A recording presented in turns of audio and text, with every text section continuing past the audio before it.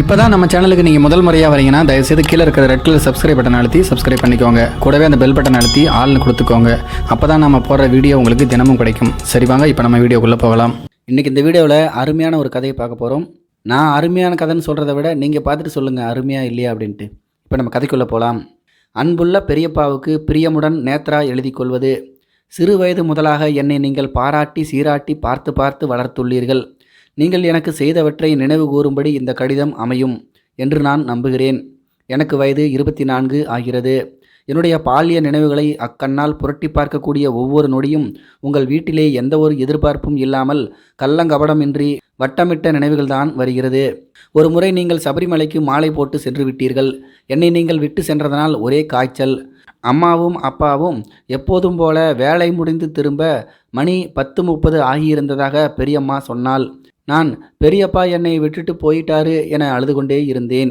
அட கிறுக்கு கழுத, ஏண்டி அழுவுற, 3 நாளில் திரும்பி வந்துடுவாங்க என கூறிய போதும் என்னுடைய மனம் அதை ஏற்கவில்லை. மீண்டும் மீண்டும் ஒரே அழுகை.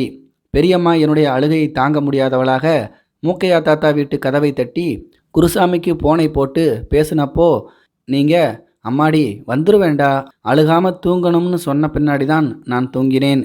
இப்போது அதை நினைத்தால் சிரிப்பாக வருகிறது. காய்ச்சல் கூட நீங்கள் வந்த பின்புதான் சரியானதாக ஞாபகம். ஒவ்வொரு ஞாயிற்றுக்கிழமையும் என்னுடைய வீட்டில் மதியம் கறி சாப்பிட்டு விட்டு 3 மணிக்கு உங்களை பார்க்க வருவேன். நீங்கள் எனக்காக உங்களுக்கு வைத்த நல்லி எலும்பை எனக்கு கொடுப்பதற்காக சேமித்து வைத்திருப்பீர்கள். எங்கள் வீட்டில் கூட அண்ணாக்கு தான் நல்லி எலும்பை வைப்பாங்க. ஆனால் நீங்கள் தான் எனக்கு எடுத்து வைப்பீங்க. அப்போ எல்லாம் எனக்கு ரொம்ப சந்தோஷமாக இருக்கும். நம்ம மேலே பாசம் வைக்க இப்படி ஒரு உசுறு இருக்குன்னு. ஒரு தடவை எனக்கு மீன் முள் மாட்டிக்கிச்சு. அப்போ சிவா அண்ணா சிரித்தான். நீங்கள் அவனை பிள்ளை அழுவுறப்போ சிரிப்பாடான்னு சொல்லி அடிச்சிட்டீங்க. எனக்கு எதுவுமே மறக்கலை பெரியப்பா. ஒரு நாள் ஒரு கனவு பெரியப்பா. நான் பச்சை கலரில் ஜாஸ்மின் துணியில் பாவாடை சட்டை போட்டுக்கிட்டு தூங்கிக்கிட்டு இருந்தேன். 7வது படிக்கும்போதுன்னு நினைக்கிறேன். நடுராத்திரி என்னமோ என் உடம்புல ஊறுறாப்பில் இருந்துச்சு. ஆனால் தூக்கத்தில் கண்ணை திறக்க முடியல. ஆனால் அது ஊறிக்கிட்டே இருந்துச்சு. திடீர்னு தான் புரிஞ்சது அது விரல் மாதிரி இருக்கே அப்படின்னு. நான் பேயோன்னு நினச்சி பயத்தோட கண்ணை மூடிக்கிட்டே பார்த்தேன் அது என்ன பண்ணுது அப்படின்னு.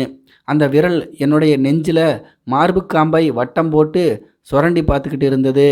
ஒரே பயமாக போயிடுச்சு. மெதுவாக கண்ணை திறந்து பார்த்தேன். அது உங்களோட கைதான் பெரியப்பா. நீங்கள் என்னுடைய நெஞ்சை உத்து பார்த்து நோண்டிக்கிட்டே இருந்தீங்க. அப்போதான் புரிஞ்சது அது கனவு இல்லைன்னு. ஆனால் என்னால் அப்போதைக்கு அதை புரிஞ்சிக்க முடியல. ஏதோ தப்பாக இருக்குன்னு குப்புற அடித்து படுத்துக்கிட்டேன். அப்போது கூட நீங்கள் விடலை. என்னைய மல்லாக்க திருப்ப முயற்சி பண்ணீங்க. நான் மறுநாள் சாந்தி டீச்சர்கிட்ட கேட்டேன், இங்கே மற்றவங்க நம்மளை தொட்டா என்ன பண்ணணும் டீச்சர் அப்படின்னு.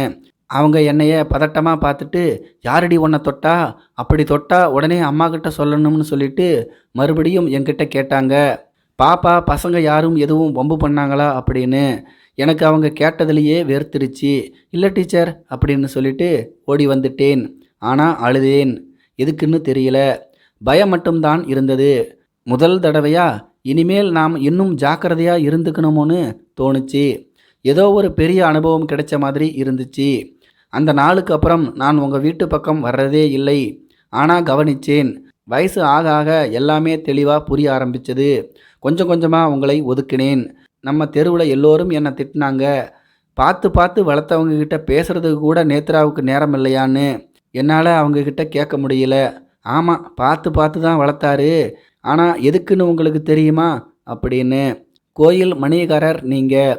கோயிலில் வரிசையில் நிற்காம இடையில நுழைஞ்சி பிரசாதம் வாங்கினா பசியில் நிற்கிற அந்த மனுஷனை எல்லோருடைய முன்னாடியும் அப்படி திட்டுவீங்க. அப்போதெல்லாம் நீங்கள் சரியாக இருக்கிறதா நினச்சி ஒரே கர்வம். இப்போ எனக்கு அதுதான் நினைவில் வருது. வெளிப்பகட்டுக்காக பிரச்சாரம் பண்ணுகிற கபடதாரி நீங்கள். எந்த கோணத்தில் நான் மோகப்பிரயோகமாக தெரிஞ்சேன்னு இப்போ வரைக்கும் எனக்கு புரியவே இல்லை. ஆம்பளைங்களை பற்றின வித்தியாசமான பாடத்தை உங்கள் மூலமாக தான் படிச்சுக்கிட்டேன். ஆனால் அதுக்கப்புறம் என்னுடைய அப்பா என்னை பாசமாக தொட்டா கூட எனக்கு தப்பாகத்தான் யோசிக்க தோணுது. சாமி மேலே எனக்கு கோபம். தப்பு பண்ண பின்னாடியும் நீங்கள் இன்னமும் சுகமாக நிம்மதியாக பொழப்பு நடத்திக்கிட்டு இருக்கீங்களேன்னு. நீங்கள் செஞ்ச இளவுக்கு பிறகு நான் கோயிலுக்கு போகிறதையே நிப்பாட்டிட்டேன். பக்தியும் இல்லாதவ, பாசமும் இல்லாதவ, நன்றியும் மறந்தவ அப்படின்னு எங்கள் அம்மா திட்டும்போது பெருந்தன்மையாக நீங்கள் விடுமா விடுமா அப்படின்னு சொல்லிட்டு எங்கள் அம்மாவோட சேலைக்கு இடையில் பார்ப்பீங்க. காரி துப்பி செருப்பால் அடிக்கணும்னு தோணும். எங்கள் அம்மாவோட சேலையை ஒழுங்காக கட்ட சொன்னால், ஏண்டி சீவி சிங்காரிச்சு நான் என்ன டீச்சர் வேலைக்கா போக போகிறேன் அப்படின்னு கேட்குது. உங்களை மாதிரி அடுத்தவன் பொண்டாட்டி பிள்ளைகளை வக்கரமான ஆதரவோடு அணுகுகிற மிருகங்களை பற்றி யோசிக்கிறதுக்கு எங்கள் அம்மா மாதிரி ஏழைகளுடைய வாழ்க்கையில் நேரமில்லை. அதான் நீங்கள் எல்லோரும் பொறுமையாக அவங்கள உத்து பார்த்து பேச முடியுது. நான் அன்னைக்கு நைட்டே சொல்லாததுனால யாரும் இத்தனை வருஷம் கழிச்சு சொன்னால் நம்ப மாட்டாங்க. அதனால் சொல்லாமலேயே இருந்துட்டேன். ஆனால் நீங்கள் இன்னமும் என்னை ஆசீர்வதிக்கிறேன்னு தொடரப்போ என் உடம்பு எரியுது. ஏன்டா நாய, உன்னால் தொடாமல் வாழ முடியாதா அப்படின்னு கேட்கணும்னு தோணுது. பெரியப்பா, இந்த இலக்கணத்தில் ஒரு மரபு இருக்குது. சில நேரத்தில் இலக்கண முறையின்றி வருகிற நிலையில் கூட அது வலுவமைதிங்கிற பேரில் சரின்னு ஏற்றுக்கப்படுமாம். நீங்கள் எனக்கு செஞ்ச கைமாறுகளையும் அயோக்கியத்தனத்தையும் என்னுடைய 24 வயசு வரைக்கும் அப்படி ஏற்றுக்கிட்டேனோ என்னவோ. ஆனால் அதெல்லாம் உதவிங்கிற வகைமைக்குள்ளேயே வராது. உங்கள் ஆதாயத்துக்காக தேடின சாக்கு போக்குகள் அது. நான் யார்கிட்டையும் நியாயம் கேட்க விரும்பலை. நியாயம் ஒவ்வொரு மனுஷனுக்கும் மாறும். தனக்கு ஏத்தாப்புல அது காரணத்தை தேர்ந்தெடுக்கும். நீங்கள் சொல்லுங்கள், ஏன் என்னை அப்படி தொட்டீங்க? இந்த கேள்விக்கு பதில் வேண்டாம். இந்த கேள்வி எனக்கு நான் கொடுக்குற மரியாதை. ஏன்னா சாக்கடை என் மேலே பட்டுதுன்னா கழுவிட்டு போகணும்னு கற்றுக்கிட்டேன். என்னுடைய புனிதத்தை நிரூபிக்கணும்னு எந்த ஒரு அவசியமும் இல்லை. இப்போது என்னை பாதுகாப்பாக பார்த்துக்க எனக்கு தெரியும். எனக்கு நீங்கள் என்னைய தொட்டீங்கன்னு எனக்கு தெரியுங்கிறது உங்களுக்கு தெரியணும், அவ்வளவுதான். எனக்கு தெளிவாக புரியுது இப்போது. ஒருவேளை உங்கள் அம்மா மொடமாகி உங்கள் வீட்டில் இருந்தால் கூட நீங்கள் அவளோட புடவைக்கு இடையிலையும் எதையாச்சும் தேடிக்கிட்டு இருப்பீங்கன்னு தான் நான் நினைக்கிறேன். உங்களை மாதிரி அயோக்கியனங்களை திருத்தணும்னு நினைக்கிறது எல்லாம் என்னை பொறுத்த மட்டும் முட்டாள்தனம். உங்ககிட்டையெல்லாம் நாக்கப்படுங்கிற மாதிரி கண்ணை பார்த்து சுருக்குன்னு கேள்வி கேட்டால் போதும்.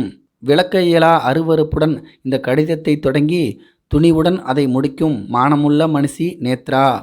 இந்த கதை கண்டிப்பாக உங்களுக்கு பிடிச்சிருக்கும் அப்படின்னு நான் நினைக்கிறேன். இந்த கதையை பற்றி உங்களுடைய கருத்துக்கள் என்ன அப்படிங்கிறது கீழே இருக்கிற கம்பாஸில் தெரியப்படுத்துங்க. மேலும் இது போன்ற வீடியோக்களை பார்க்க நம்முடைய சேனலை சப்ஸ்கிரைப் பண்ணிக்கோங்க. நன்றி, வணக்கம்.